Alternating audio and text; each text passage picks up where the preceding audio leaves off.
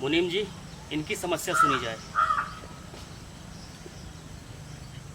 इसको आप नोट कर लीजिएगा ताकि अपने बड़े भाई का फर्ज मैं अदा कर सकूं। जो वो करके गए हैं उसका निर्वहन मैं करूं। मैं सभासद होने के नाते अपनी जनता के लिए शपथ खाता हूं।